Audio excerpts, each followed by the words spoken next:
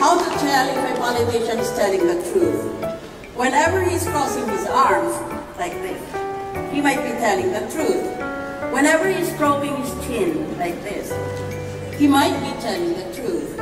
Whenever he looks at you straight in the eyes, he might be telling the truth. But when he opens his mouth, he is lying.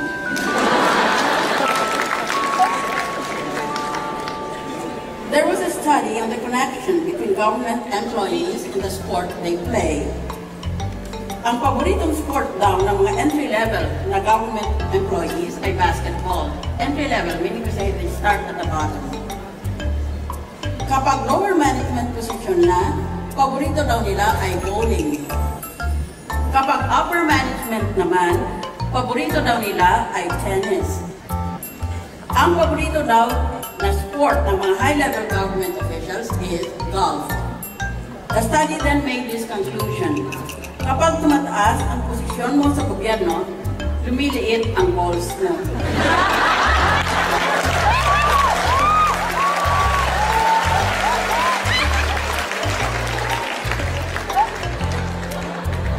May tatlong doktor, pinag-usapan mo anong pasyente ang pinakamadaling operahan.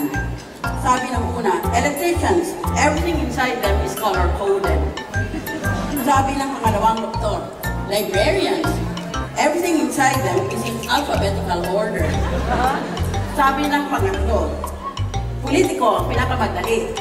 They have no brains, they have no guts, they have no hearts, and they have no balls. Top 3 na pinakasinungaling na trabaho sa Pilipinas. I will start with number 3 and then 2 and 1. Number 3, beautician. Sasabihin nilang maganda ang customer kahit hindi naman talaga.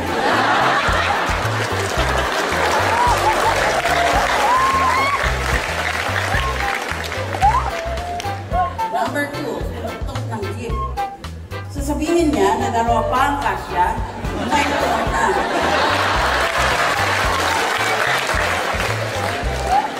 And last, and the most prolific of all these liars, number 1, political. That's the end of the story.